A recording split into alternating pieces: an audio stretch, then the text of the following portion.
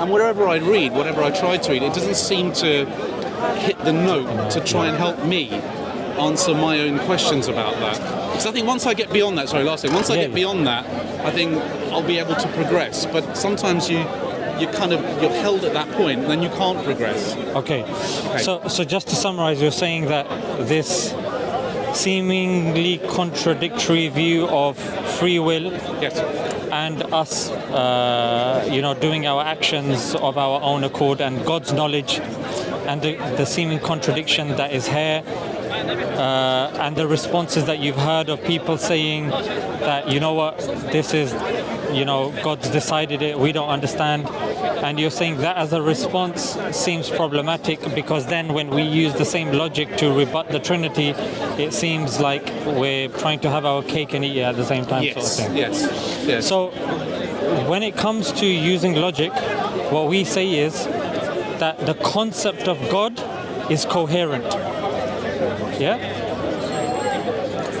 Okay. I'll break this down. Okay. So concept of God being coherent is the absolute fundamental for somebody to become close to God, right? To know God. So in other words, if a person doesn't believe in God, and then the Christians now say, okay, this is the concept of God. Muslims come and say, this is the concept of God.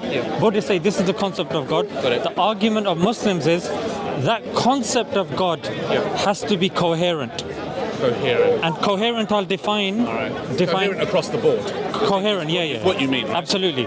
So coherent means that something that does not violate the laws of logic. I think that's where my challenge is then, because if it... I'll come to that. Okay. Yeah. So there are three laws of logic. Yeah. The law of non-contradiction, the law of identity, and the law of excluded middle. Okay. If need be, we can come to this, but I'm just giving you an overview, right? Okay. So here's the thing. We say the concept of God has to be coherent. Reason being... Non-contradictory. Yeah, non-contradictory. That's the first one you said. That's Got it.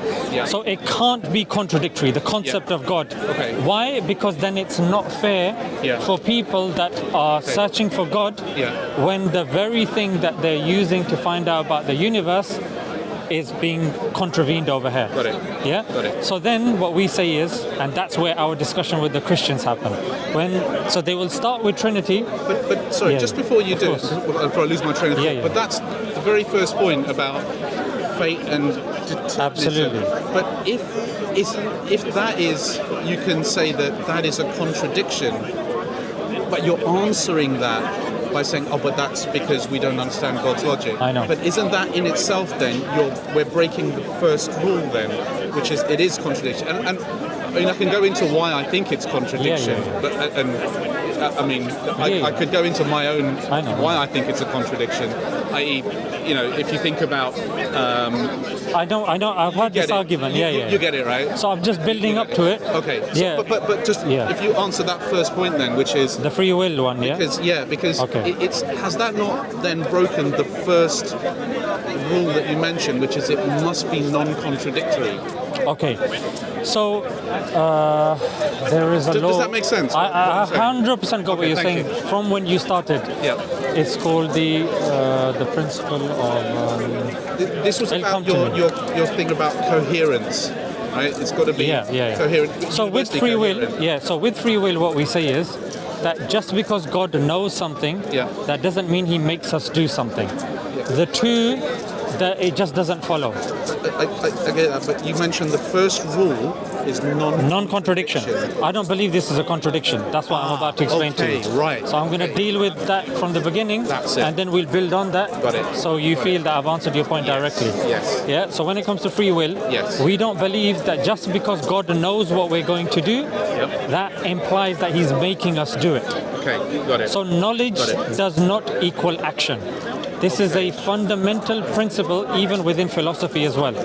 Yeah, it's called this is really knowledge does not. Yeah, knowledge does not equate to coercion. Okay. For example, I get it. I get what you're saying. If I'm sitting on a very high place, and there's like a mountain that comes to a V.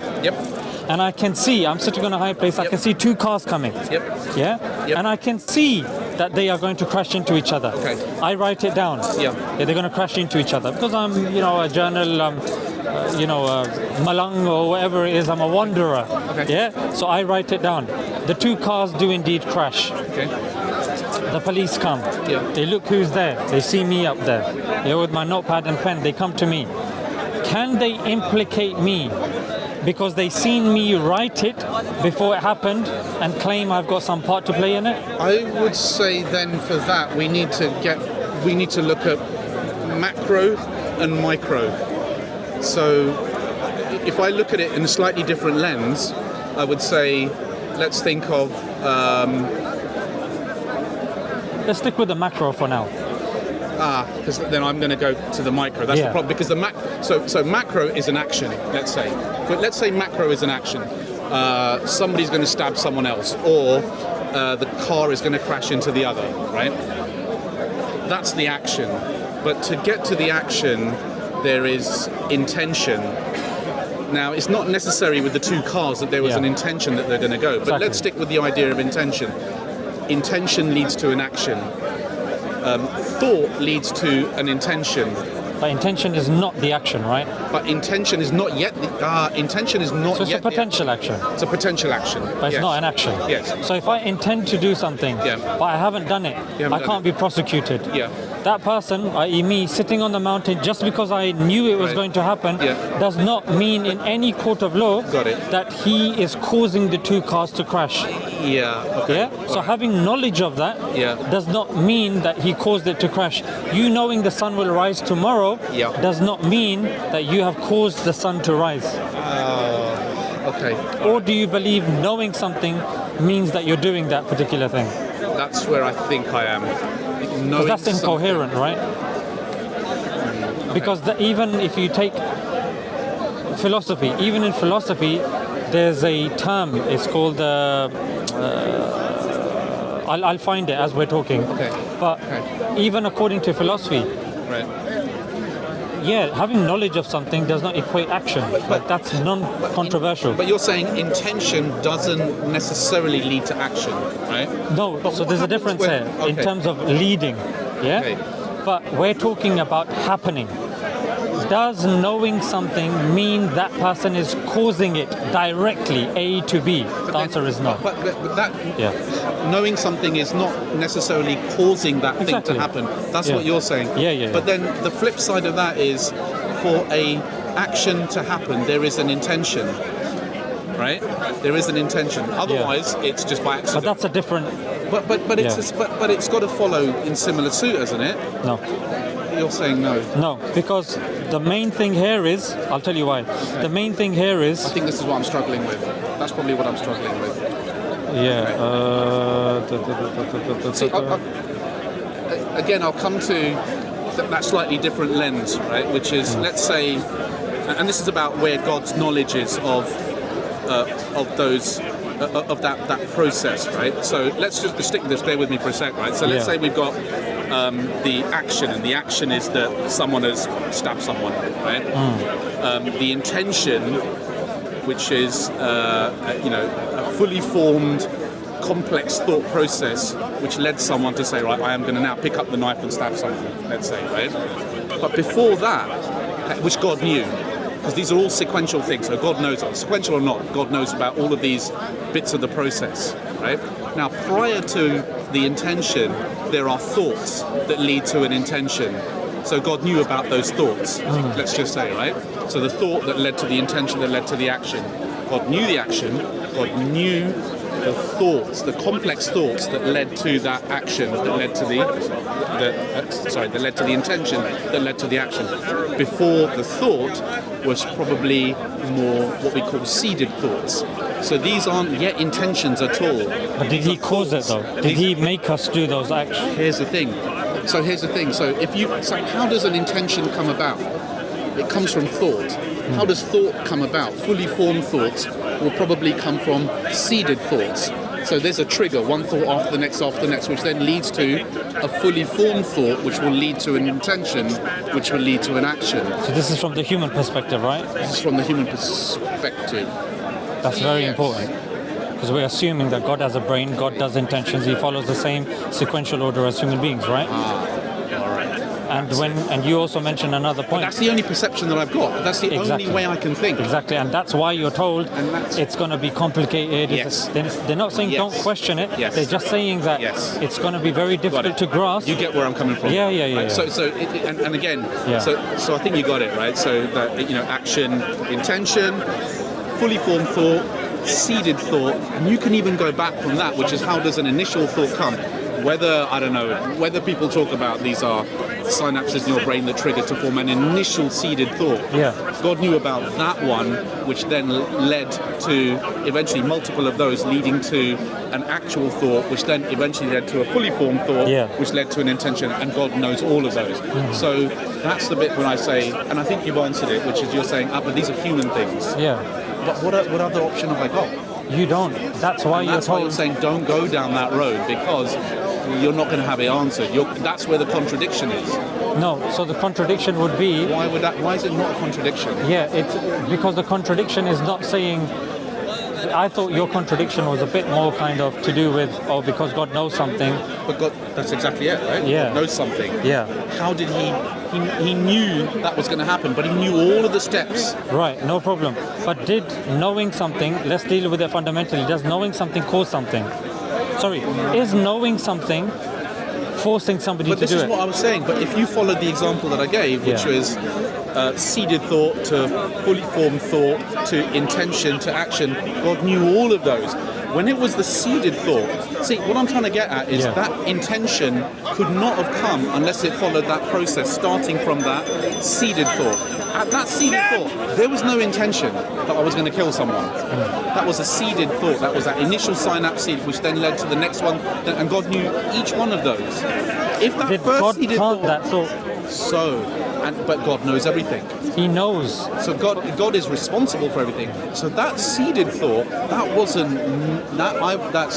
that's even so subconscious. There was no intention for me to put. See, that's cart before the horse type thing. That's a seeded thought.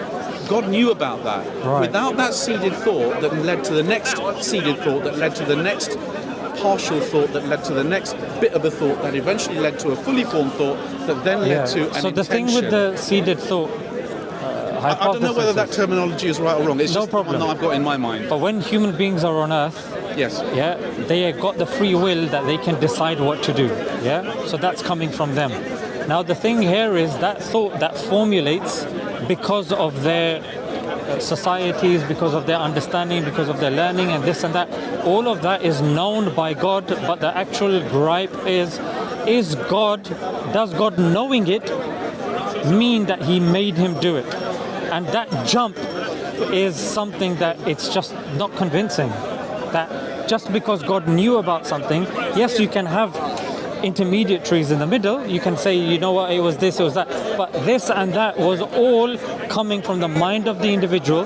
God knew it, but God didn't make him do it. Would you agree with that, the analogy of the seeded thought, that you cannot get to an action without a seeded thought, which you yourself may not even know about? Where's that seeded thought coming from? That's what I'm getting at. That seeded thought, does God know about it or not? He must do. God's infinite. God's omniscient, omnipotent. God knows it, right? So he knows that seeded thought. Without that seeded thought, it could not have got to the next thought and then eventually a fully formed thought. So God knows everything in that chain, which then led to the action. So you're saying he started off that chain of events? Whether he started it or not, he knows that has happened. I am not in control of that seeded thought. You're saying, but you in mentioned... what sense? So a seeded thought may be... it's a really complex thing, I guess, isn't it? I'm not even sure myself what seeded thought is, I'll be honest with you. But I'm guessing, how do you get from action, if you keep backtracking, where does it start? People tend to talk about intention leads to an action. But intention needs to come from a number of complex thoughts. Yeah. And let's go back from complex That's thought. Nature and nurture, right? Nature and nurture, yeah. Let's go back from complex thought. And the only thing I can think of that for me to explain that would be seeded thoughts. Seeded meaning it's almost at subconscious level, right? But that subconscious, I can't explain where that no seeded problem. thought- But that So is what still turns coming from the people, what right? turns someone into an axe murderer? Right? There's a seeded thought that eventually, which is a huge long chain of thoughts and thoughts and thoughts, whatever it is that leads to eventually intention that leads them to do an action and so on. And even that action is eventually, there's a sequential bunch of things that need to happen there. So you're referring to the whole, where did that seed come from? Yes. That's nature and nurture, right? So when you're looking at nature is obviously, how you've been shaped by the elements. Nurture would be your parents, that would be genes, that would be those things. So those things are still in line with free will, right? Because a person, and this is where philosophers will debate, saying that, okay, or even psychologists, they will say, okay, you may have been brought up in a certain way, nurtured in a certain way because of your elements, because of your parents and this and that, but eventually you'll reach a position, a time in which you are responsible for your thoughts. Responsible for your thoughts, but that you're saying that seeded thought is nurture. You're saying it's nurture and nature. Well, that's where the debate is, right? Yeah.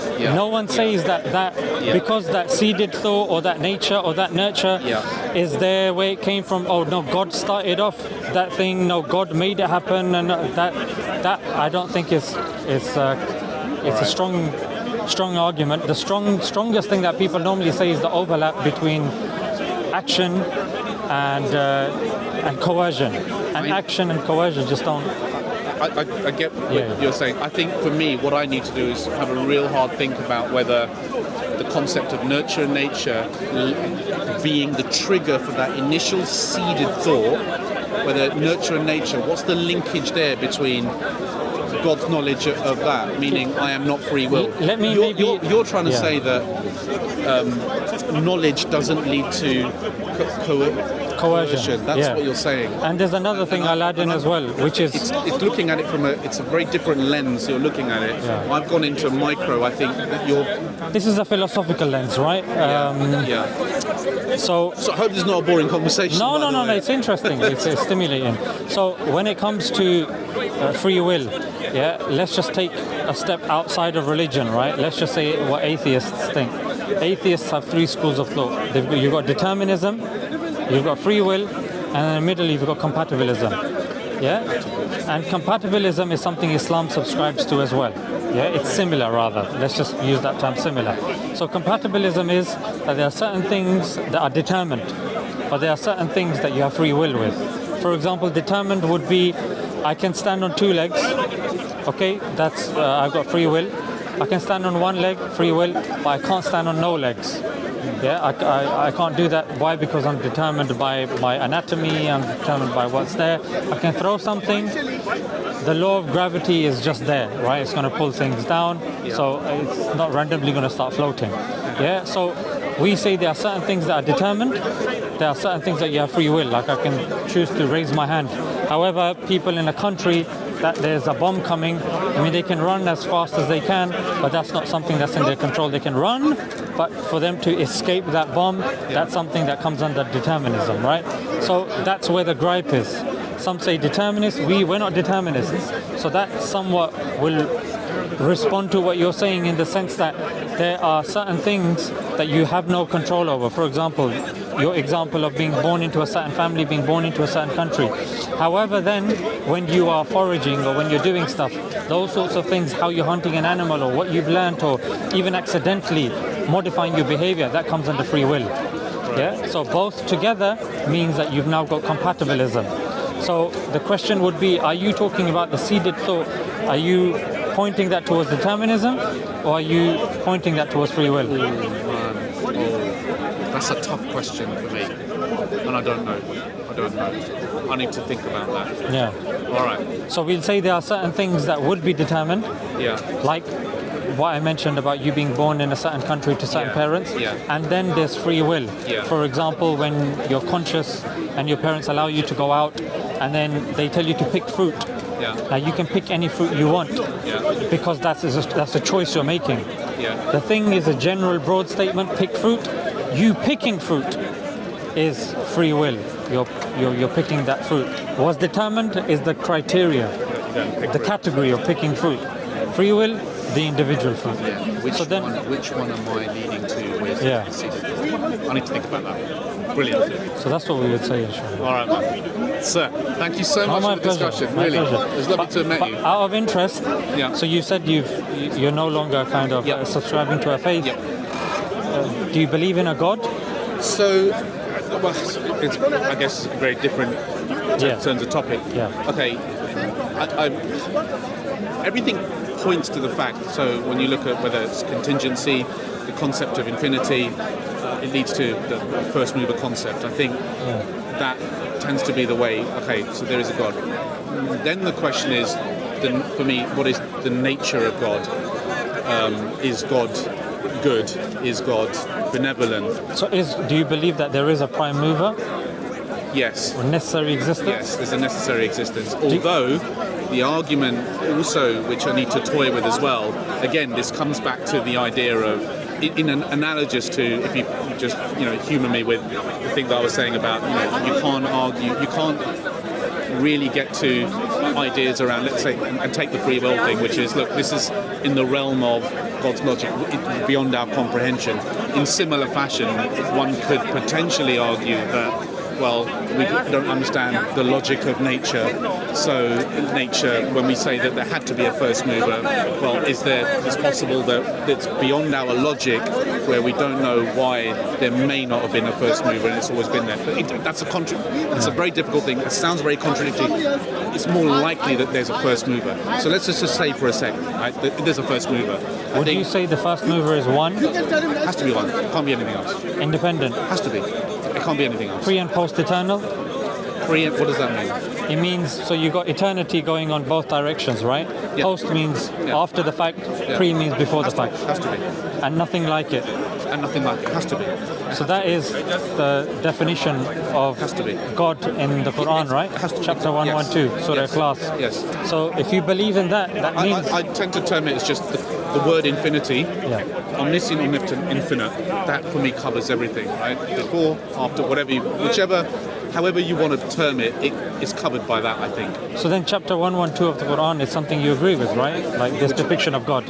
Yeah. Is one independent, pre and post eternal? Totally agree with that. It's not that. It's about, when I say the nature of, we're slaves to God and so on. It's those things that I tend to struggle with. Right? So let's just say you've got that criteria of God that you have no issue with. Yes. Then afterwards, what about the Quran? What do you think about the Quran? So I've tried reading a bit of it, I'll be honest with you. In terms of its authenticity and reliability of it being a book from God. So that I don't know. That I can't, I don't know. What criteria do you think would satisfy it being from God? And again, that's an incredibly difficult thing to answer. Are we expecting that we need the real visible signs that God has literally come down from and handed you the book and said, there you go, right? As opposed to it's been spoken to someone and then someone's written it down and so on. Is that open to? Do you have any criteria? So I don't think I do. I'll give you a few criteria and let me know what you think, if you agree with it or not. Do you believe that if a book comes from God, it has to be preserved? Like, it can't be a book that came thousands of years ago, but now it's changed so much that we actually have lost the original message. Yeah, I get that. Makes sense. That makes logical sense. And would you agree that from the ancient religions, the Quran is the only book that's been preserved like that? That I don't know. Okay. People say that it's been preserved. I'll give you some evidences, I don't know. and let me know what you think about this. Christians don't claim this. They don't claim that their Bible is the same Bible that was revealed. Well, theirs is a gospel according to someone. Exactly. Matthew, Mark, Luke, John. So it's according to them. Absolutely. So that answers that for me. The Old Testament. And then those four gospels they differ. So exactly. Yeah. The Old Testament. The Jews don't believe that it was that they've got the version that's there at the time of Moses. Yeah, that's right. Yeah. The Hindus don't believe that they've got the original Vedas at the time of their gurus. Yeah. But the Muslims make the claim, and this claim is evidenced empirically. For example, the oldest manuscript we have of the Quran is 4 folios and is located in the University of Birmingham and is dated to the time of the Prophet. And the next question would be, how do we determine that it's dated to the time of the Prophet? Well, it was carbon dated by the University of Oxford. Yeah, to be from the time of the Prophet to the time of Uthman. That's the period. Then on top of that, there's been a analysis done to compare what's in the four folios with the Quran that we have today, and there's 100% word accuracy. That's one evidence that we have, which is empirical. Then we've got an entire, because that's four folios. But how do we know it just wasn't written by, or how do we know it came from God? Right. That's the. So that would be the second criteria, Yes, right? yes. So the first criteria was its unchangeability. Because for us to even engage in this conversation, it has to be the same book that's there from that time, right? So then, are you happy with this criteria, or do you want me to give you more? That's fine. Okay. Fine. So we believe that obviously the Quran is perfectly preserved, yeah? Let's assume for a sec that's absolutely true. But I'd rather convince you, and I can do it shortly. Okay. Yeah. So we've got the empirical evidence manuscript-wise. Yes. Number two, there's something called, when it comes to evolution of text, evolution of language, is something called stylometrics and stylometry. Yeah, and you've got certain scholars in this field that look at text, and then what they're able to do is they're able to converge that text to see if it actually comes from an archetype. And it's a non-Muslim profession, right? It's called stylometry. Yeah. The Quran, the consensus at this moment in time, there's a paper that's written by somebody called Van Putten, who's done a stylometric analysis of the manuscripts of the Quran, and he's taken it down and he says it comes from four archetypes, which is the archetypes set by Uthman, right? Are the archetypes of? The archetypes that was set by Uthman radiallahu anhu. Yeah, the Khalifa, that we say was able to quality control the manuscripts, and he made the Mus'haf and then he sent it out, right? Now this is something unheard of. It's not something that's in Christianity, it's not something in Judaism. That you have something outside of the religion that can do a modern analysis of it, and then it goes down to a particular point. Then another thing people say is, it was written by the Prophet. But then you've got the Quran and you've got the Hadith, right? We claim the Quran is from God, Hadith is from the Prophet, correct? Yes. But again, Halim Saud has written a peer-reviewed article, and he's done analysis of the wordings and the vocabulary, sentence structure, and he's concluded that 80% of the Quran is not in the Hadith, and 60% of the Hadith is not in the Quran. Those wordings, the sentence structure, and how it was written. Because those people that claim that the Quran, it was written by multiple authors and this and that, they say a stylometric analysis of it does not reveal that. Stylometric analysis. Yes. This is an interesting thing. Check it. Yeah. So that's written by Halim Saud. That's one name. Okay. Halim Saud. Check out his peer-reviewed article on that. And then Behnam Sadeghi. He's somebody that's also done that. So Behnam Sadeghi actually looked at the sentence structure.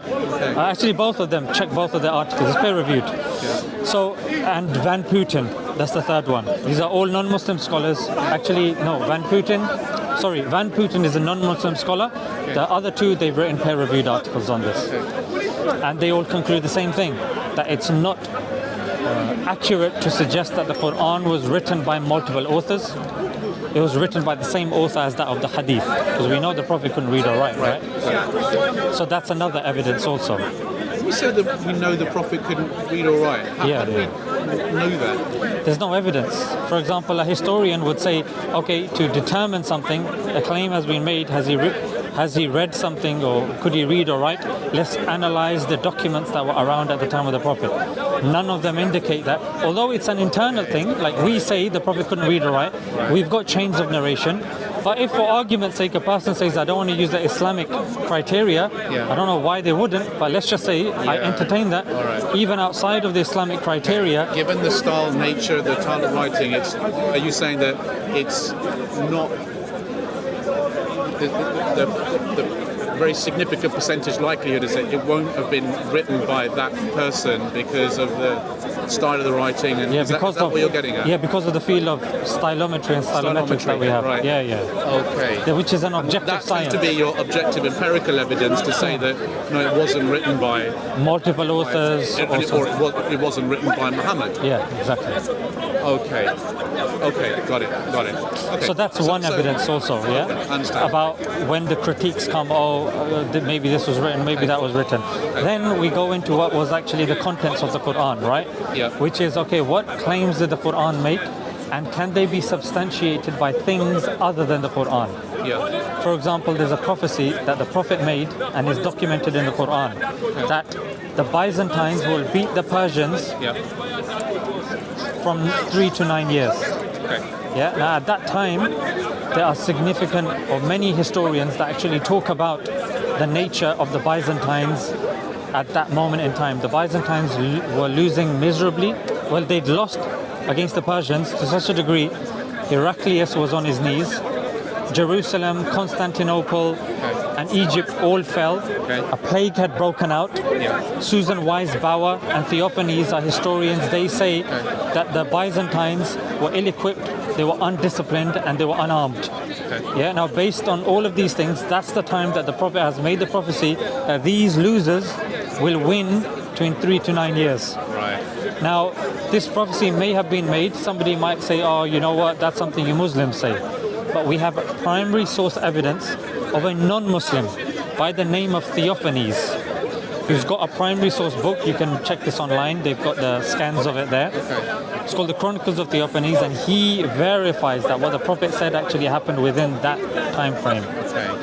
And that's a prophecy that was made by the Prophet. It was preserved in the Quran.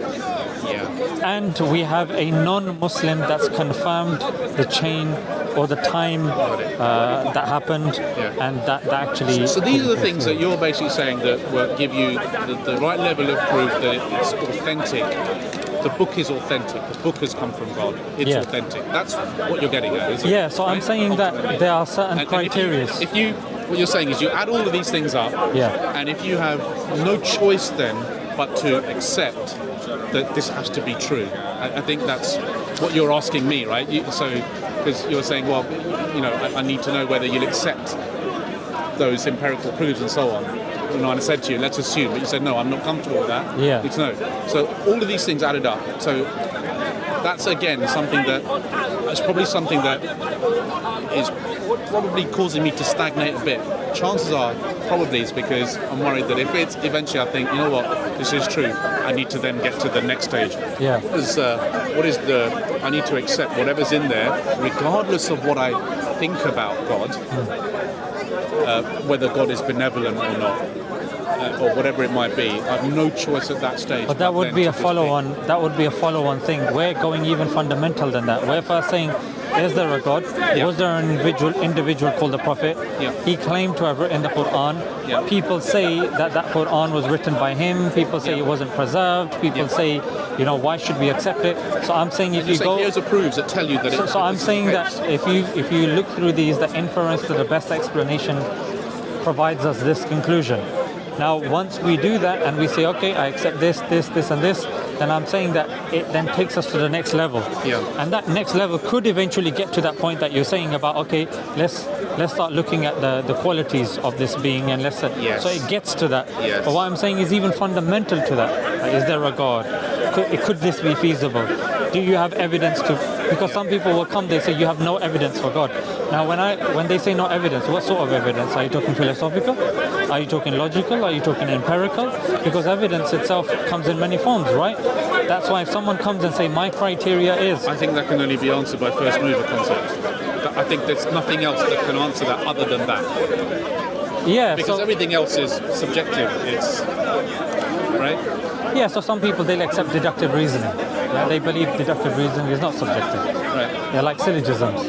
Anything that begins to exist as a cause, the universe began to exist, therefore the universe has a cause. So like that, there are certain things, or even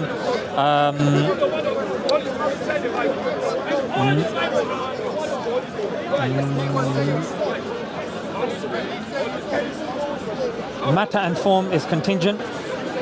The universe is composed of matter and form, therefore the universe is contingent.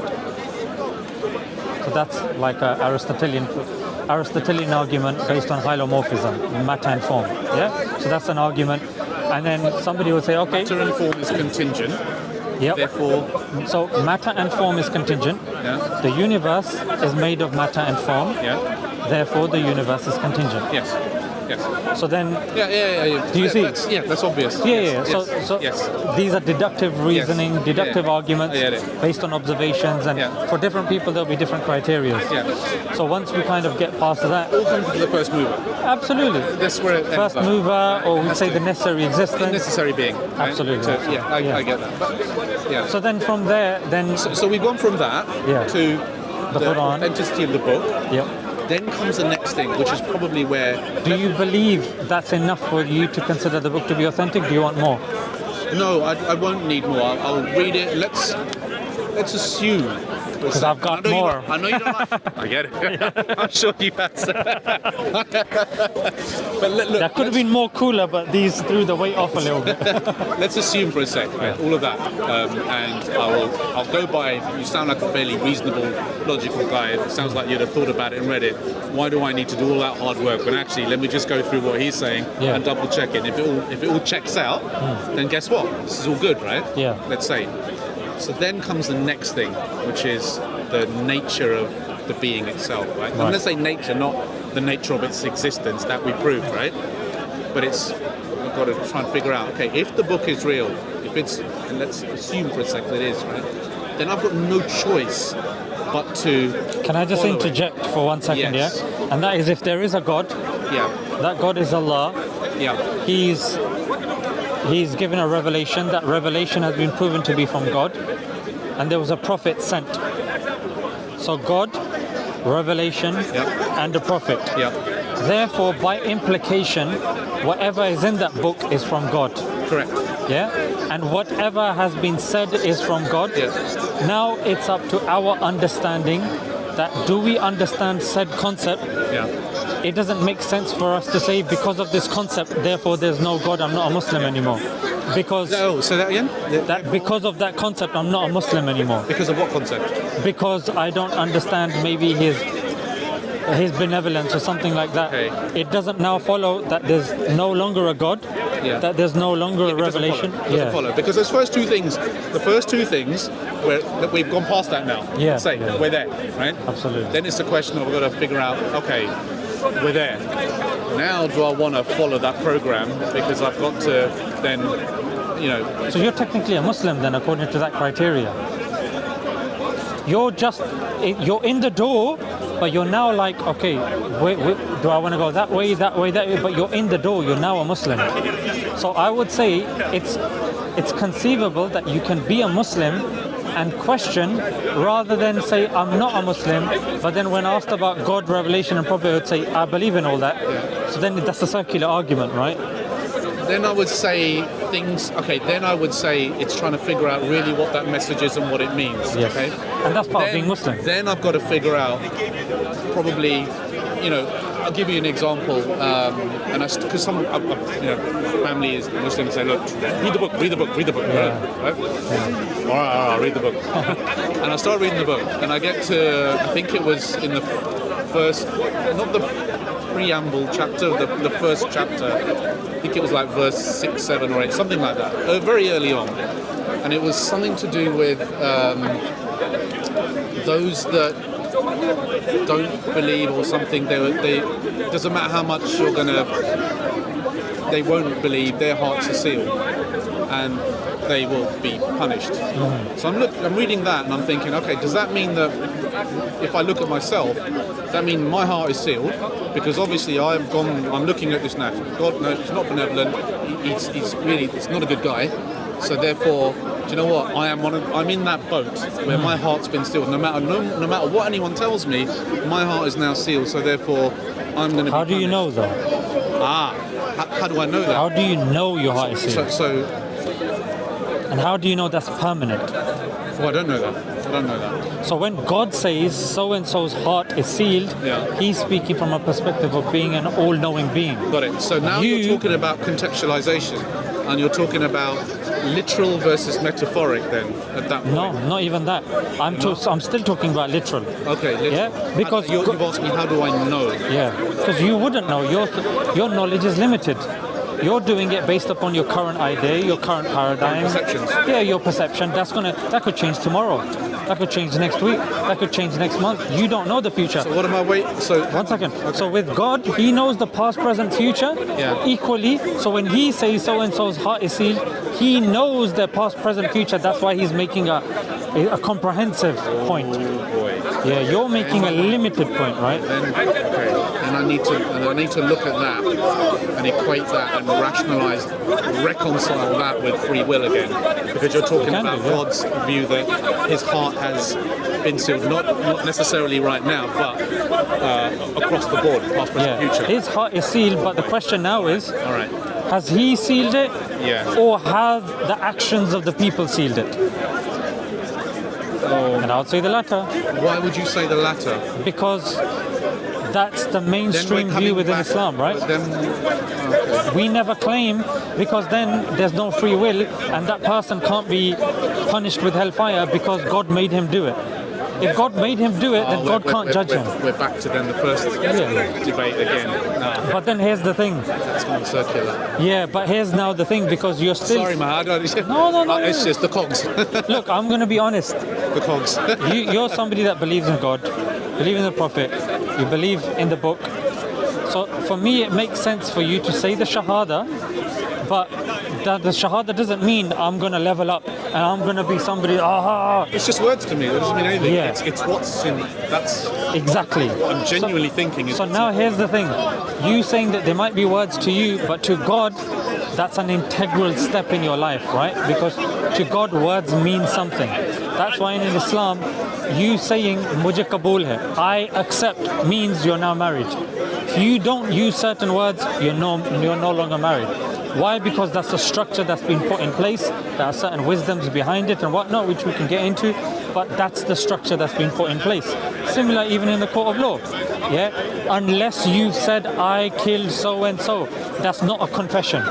Yeah. So depending on certain methodology. I've got to figure out that bit about the heart being sealed. Is that literal now? Because when I read the book, see if I'm reading it, that's what I read. I know. I read that and I think, okay, that's where I am. So therefore my heart's been sealed. Therefore, but you've done the right thing though, because the Quran says if you don't know, ask someone of knowledge.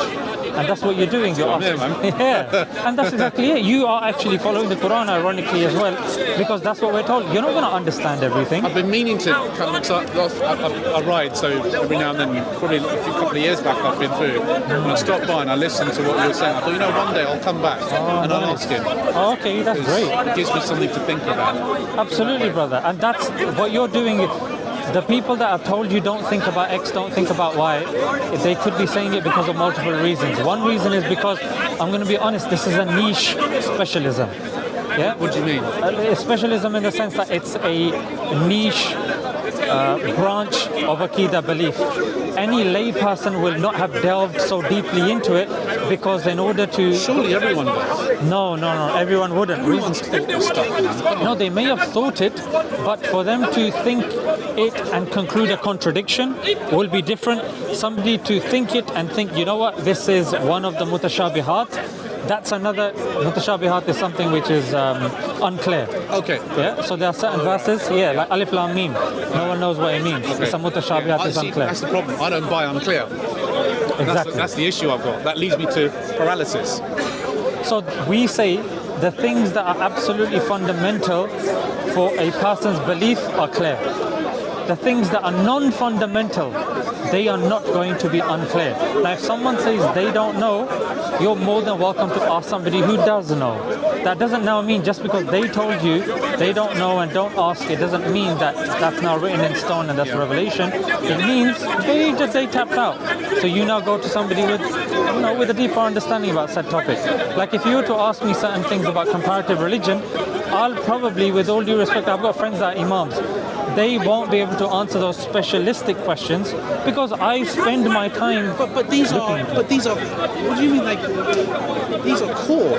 If you don't get through this, you can't. I mean, these are when you say these are the core things. I'll tell you. Okay, let me go even I'm not sure fundamental. I'm explaining myself whether, but I think you get it. Yeah.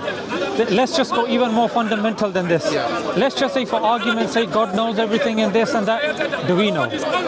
We don't know. So do we go about living our lives as if we're being controlled and robots? Yeah. Or do we continue being responsible for our decisions and choices? The atheistic philosophers, actually, you know what? An atheist like Richard Dawkins was speaking to Ricky Gervais. Yeah? If in doubt, don't be an arsehole, I think is what you lead to, right? No, not at that level. But Richard Dawkins believes in determinism, right? He believes that we are, slave to the elements, a slave to our biology, evolution, etc. We can't control it, right? Yes. Now the question is, if someone commits a crime, why stick him in jail then? Yeah. I guess the question for Richard Dawkins has got to be, forget all. No, Dawkins actually says we have got to do it anyway. Dawkins is talking about those very small steps that you take for evolution and so on. I don't think it really answers moral compass, the true essence of where moral compass comes from. I don't think his how argument, does he answer that? His moral compass is anything that's beneficial for survival is good. Yeah. Quote unquote good. They don't believe in good and bad, right? That means I'm going to eat you. Yeah. Right. So then, that's according to him. Maybe that might be okay one day. But the point here that I'm saying is that they who are determinists conclude that we still need to put the bad guys in jail. We still need to do this, even though we may not understand it. Yes. We may not grasp it. I get it. But we still do it. So I'm saying that even if you go fundamentally, it doesn't affect our day-to-day living. No one's going to say, "Oh, God made me do this, therefore I can slap you in the face." You can still complain to the police, and I will still be arrested because whatnot. Yeah. So I'm saying on a fundamental level, there's no contradictions on a fundamental level. If a person goes into it, I gave you the response of even philosophically, that knowledge does not equate coercion. So even philosophically... I need to grasp, I need to get a grip of that. Because I'm still not there. Exactly. Okay, with knowledge and coercion. But regardless of that, I think... Principle of sufficient... No. I thought it came to me.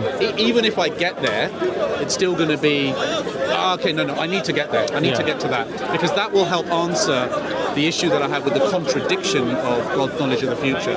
You're saying knowledge does not lead to coercion. I need to... There's a very good video. There's a couple of videos that you can watch. If you type in free will and then towards eternity.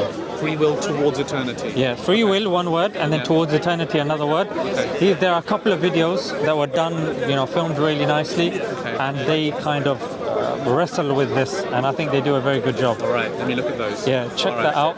And on Sapiens, they also talk about free will. Okay. So that's an academic Islamic site that deals with philosophy, these issues like Euthyphro's dilemma and all of these sorts of things, and it breaks it down. Free will towards eternity. Yeah, so free will towards eternity. Towards eternity. They've I'm an old man, so I forget things.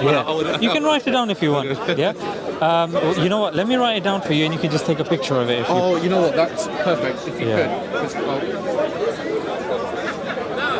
So free will. That's me being lazy. I should have just. No worries. My apologies. No worries. Do you know what? Let me just read that. Don't worry. If you just take it, because I've given you two. Yep.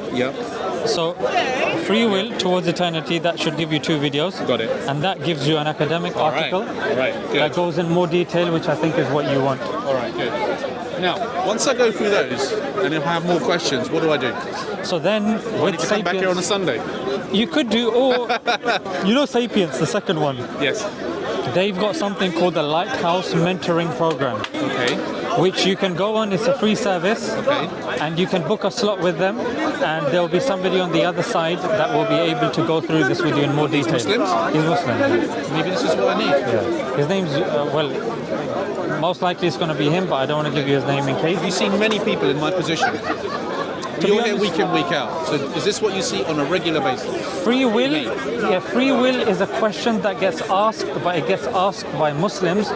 I haven't come across anybody that's used that as a justification for disbelief, because I just don't think the two follow. It's a gripe of... That's because you're talking knowledge to coercion. Yeah, because as an internal kind of thing, it's an internal issue of understanding and compatibility that people are having. It doesn't mean that God no longer exists now, or the Quran is no longer God's word, or the Prophet no longer exists. Those three are still there. It's an issue pertaining, understanding of. Yeah, those two things, the God's free will and the questions around the Quran, those are mutually exclusive things. So would it make sense, do you think, for you to say the Shahada because you are pretty much a Muslim? I don't think I'm there yet. No worries. I've still got, I need to... Because I believe you're there already, by the way, and you saying the words... But me trying to figure out whether God is good or not is something that's different then. What do you mean God's good? Look, we've talked about... Is that to do with free will, yeah? No. Okay. Possibly partially, but also I need to think about... Tell me more about this good thing. Does God's ego, why does God need slaves? Why do we need to be a slave to God? Why does God need all that? And the term slave, how do you understand the term slave? Our submission to God. Yeah. So I'm sure when you were young you submitted to your mother. Yeah. Does that mean that's do you see? That's a bad example. When you go to work, you're submitting to your boss. Yeah. Does that mean your boss is now evil? Yeah. Why does God need worship? I guess it's not about God needing. Why does God need worship? It's about God deserving worship. He doesn't need worship, but he deserves it. He doesn't need it. But he's told us to worship him. So here's the thing. When we are set to... Someone gives you a gift, right? Yeah. Now that gift, there's not going to be hopefully a time where someone gives you a really expensive gift and you go, you know what, I'm not going to thank him because you know what, he's hoping for it, he expects it, if I don't give him, he's going to take it back. It's just common courtesy and etiquette, right? That it's, if A, then B. If God has given you something, if someone has given you a gift, therefore gratitude is an order. But then gratitude is please. So gratitude is worship. I'd say it's just a synonym of worship, right? But gratitude shouldn't be forced. It's not forced. But if I don't worship, I go to hell. No. So here's now the thing. The Quran says there's no compulsion in religion. There's no compulsion in religion means you cannot force somebody to accept Islam. They accept Islam when Islam is presented to them, and listen to this point, yeah? If someone is presented with Islam and they accept it in their head, it makes sense to them, then they actively reject it. Meaning, according to their brain, it made sense to them, but they rejected it. Okay. That person goes to the hellfire because it... I'm in trouble. No. You're not listening to me, that's the thing. Okay. Accepting Islam means it makes sense to you. It's logically coherent. All right. You have rationalized it and said, yes, this is the truth. Okay. That's why I said you need to pay attention. That's good. I got it. I'm listening. Yes. I'm listening. So if a person says this is the truth, it makes sense, it ties all the things together, but I'm still going to reject it. That person goes to the hellfire. 100%. Okay. Now listen. Now here's the other point now, because I have to mention the other point. Well, if somebody, the message has not reached them, or it has reached them in a corrupted form, or somebody may have claimed to pass it on to them, but they have not understood it, it doesn't make sense to them, they are not necessarily mukallaf, i.e. they will not necessarily be held to blame. They may be given another test on the Day of Judgment. Some even say there might be another fate to them, both positive. Are you saying that my saving grace at the moment is that because if I accept it, but I haven't made sense of it, if you've made sense of it and then you reject it, then it's hellfire? Are you saying my saving grace at the moment is because I haven't made sense of it? To me, from the conversation that we've had, it seems like you're a sincere person that's grappling with certain ideas. Yes. So I don't claim that, because so-and-so has given you the message, therefore you're now mukallaf. Now that's it. Bro, I don't know how you're processing things in your head. No, I get it. So based on that, it's when you have that crystallizing moment and you're like, it 100% makes sense to me. I need to go and think now about the idea that you talked about gratitude. Yeah. Right? That's a really important word. Yeah. So gratitude, you're saying that if you're a Muslim, then you accepting that gratitude is not forced. Sorry, for you to show gratitude, that's not forced on you. Is what you're saying. It's a natural consequence of living. However, if you read the book, if you're from what I understand of the religion, if you are not worshipping God, if you're not showing gratitude, then you will go to hell. What, by not showing gratitude to the people? Yeah, that forced gratitude. So gratitude to God, i.e. worship. Right. Gratitude. We talked about worship, and you said gratitude. I think you used the word kind of interchangeably. So then we're moving from gratitude to now physical acts of worship, right? Because one is I'm grateful and I understand that God is deserving of worship. To the question though, why does God need worship? And you mentioned gratitude. Yes. And because I was saying worship is gratitude. Yes, right? exactly. You said if someone gives you something, you're going to show gratitude. Yes. Right? It's common courtesy to show gratitude. But I'm not told that I need to show gratitude because I received a gift. I do it myself. It's common courtesy. But how do you know how to do it? Say again? How do you know how to do it? How do I know how to do it? And if you didn't do it, are you saying there would be no societal pressure that that friend would not next time not give you a gift? Of course you're forced to do it. You're talking about where moral compass comes from now. Even I would argue... You're talking about where moral compass comes from. No, I'm saying, where do we draw the line between coercion and choice? Because someone gives you a gift, are you now coerced to thanking that person? Or do you feel pressured by society to do it? But is the Quran not saying, okay, look, don't feel coerced, do it because you want to do it. However, if you don't do it, it's going to be trouble. Right, so dealing with this position in particular, if a person believes that there is a God who's created him, sustains him, maintains him, there is a prophet that he sent for us to live properly and the best way possible, and a book that answers our questions. And that book says that to show gratitude to God, you must worship God. This is the way that you worship God. If you don't worship God, then these are the effects that it can have on you, they can have on society, etc. Yes, of course. You gave the analogy that if your parents give you a gift, you show gratitude. If I don't show gratitude, my parents aren't going to beat me.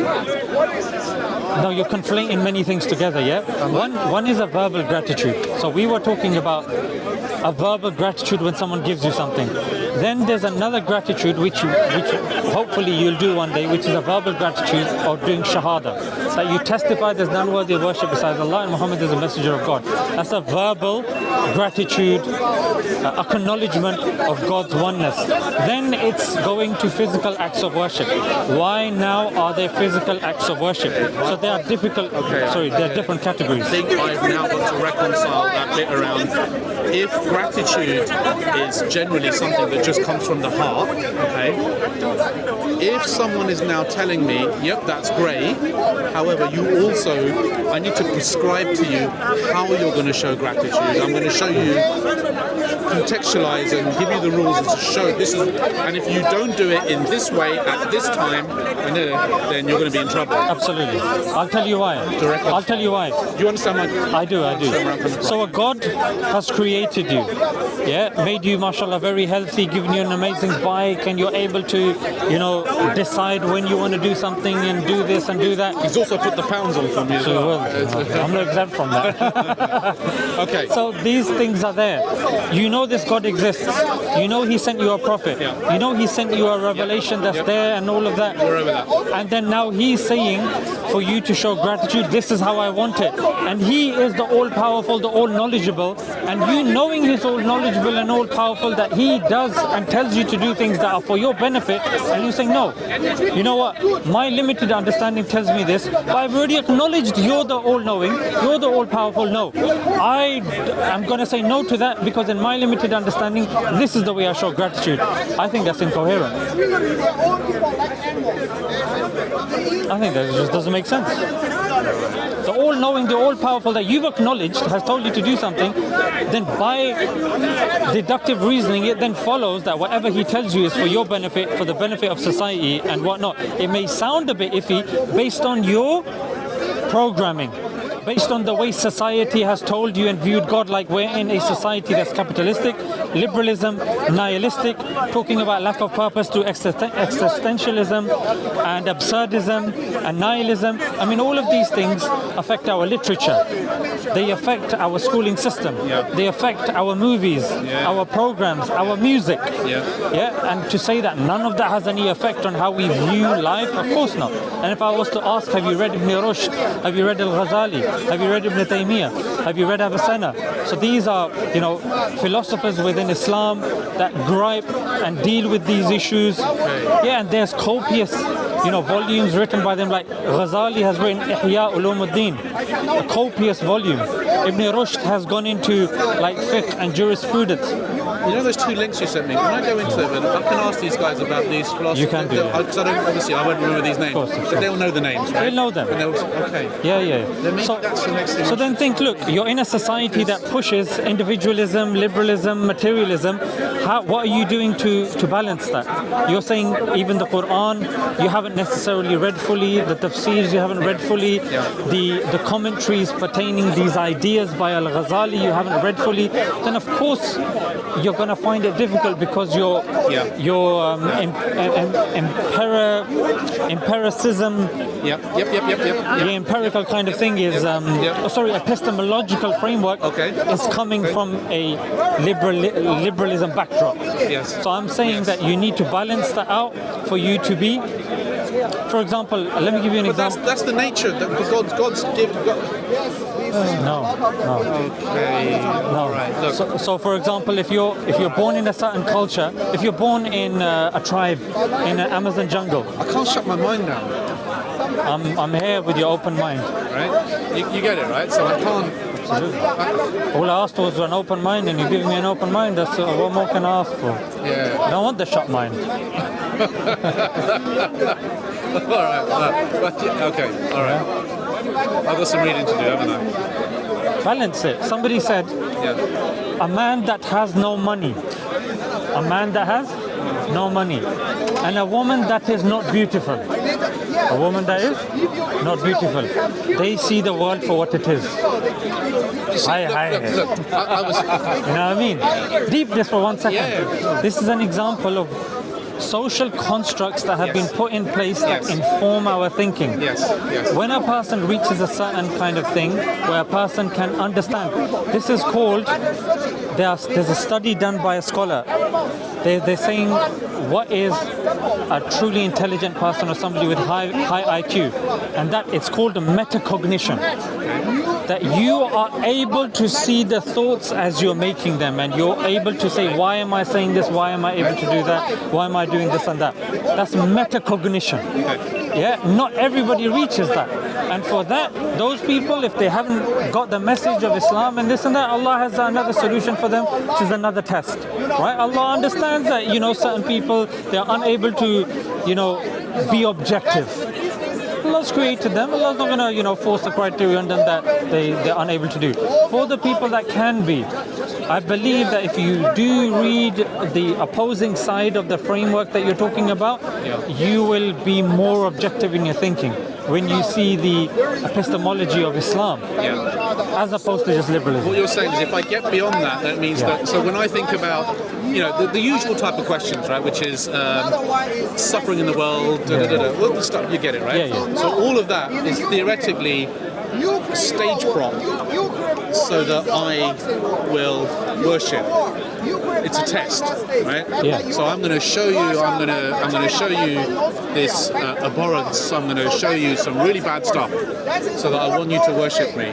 So those things are a stage prop, right? And again, from what you're saying is, look, I'm thinking of it. I'm looking at it that way because that's liberal conditioning. That's making me think like that.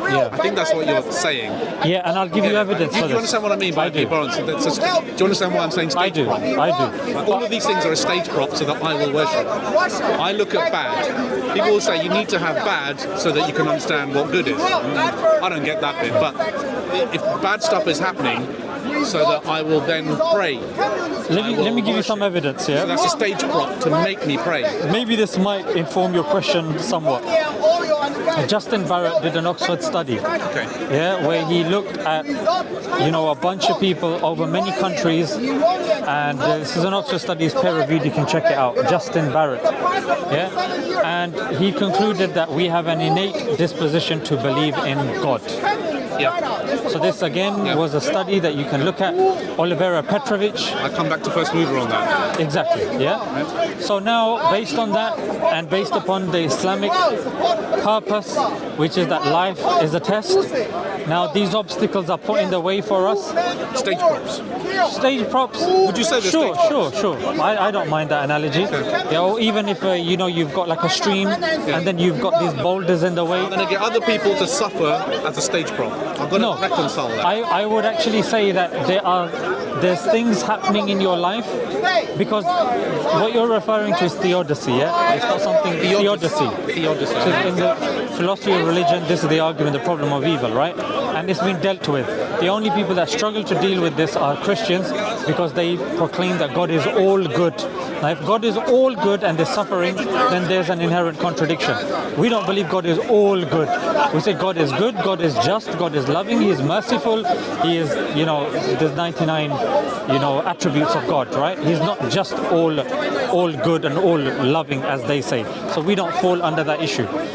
If we do extrapolate this further, there's an argument that talks about soul growth, that it is through the obstacles, and there's many studies that have been done looking at 9/11 victims, looking at cancer victims, that when a trial happens in their life, how and what does it give them that makes them in a more advantageous position to somebody that hasn't gone through those trials and tribulations. Dostoevsky also looks into this as well and talks about it in his books as well. And that is, these things help you grow, become a better person, and a better person in society. So not only do they bring you closer to God and actually make you start thinking of the metaphysical, but they also improve the quality of your life. They inform you and your perspective in a much better way than just good things could. Because objectively, good things, you go to a beach, you relax, yeah, you take it easy. But when something happens, people are like, yo, I didn't know I had this in me. And when that happens to them, because there's cameras, certain things have happened to me. Before that, I wasn't really interested in talking to people about those things.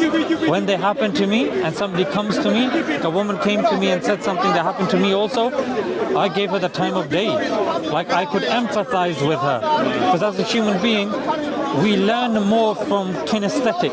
You've got auditory, you've got visual, and kinesthetic. Kinesthetic is the most powerful way of retaining knowledge when it happens to you physically. So empathy. And I would say that these things are layered. Yes, a person can say that these things are there as a test, and they're there for you to recognize God, of course. But there are secondary and tertiary benefits that it can do to the quality of your life and to the quality of life to the people around you. Some Scandinavian countries, they actually say we don't have grammar schools because we don't think it's beneficial. Even the rich people should go to the same schools as the working class, so they can understand what they're going through and they can understand their struggle. So when they become a prime minister and a president, pseudo-socialism. well, whatever it is, but the mentality is still there that at least you can understand what these people are going through, rather than going through Oxford, PPE and Eton and all that and being detached from the people. So it's about, you mentioned empathy, it's about going through and sitting with these people, understanding with the people. If a doctor's been raised with a silver spoon, he's not going to be able to empathize with his patients. Yeah, so all of this, I think, contends to that one point, that God is all powerful, He's all knowing. He's put these things in place. Why? Because they are beneficial for us. they're beneficial for the people around us, and eventually they're going to be objectively good because you're going to be in paradise, you're going to have a nice time there. All right. Sir, thank you so much for the conversation. My pleasure. It's been really great talking to you. Yeah? Alhamdulillah, the pleasure was mine. I enjoyed it also. And I'll be here. If When you have any... one day, I'll come and say hello. Absolutely, but check out Lighthouse Mentoring Program. I will. Yeah. And with keen interest, I'm going to get them two things. Yeah? thank you so much. All right, you take it. Enjoy the rest of your day. Yeah? You too. You too. I always push bike. Oh, really? So in a hurry. How you can talk to that guy? I think he stayed today. Yes. He was interested. Oh yeah, that's good. And कभी ये होता है जब बंदा खुद चाहता हो ना, That's wonderful. when a person wants himself, they're willing. इसीलिए प्यासा बंदा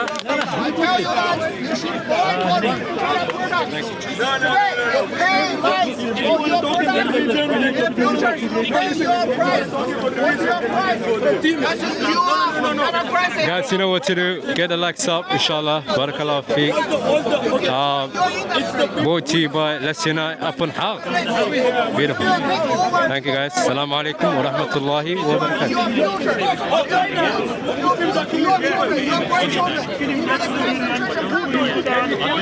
You can text me. You know the group chat. Yeah, you can text me. I'll tell you guys. Are you on the group as well? Yeah. I'll tell you on the group what to do. For sure.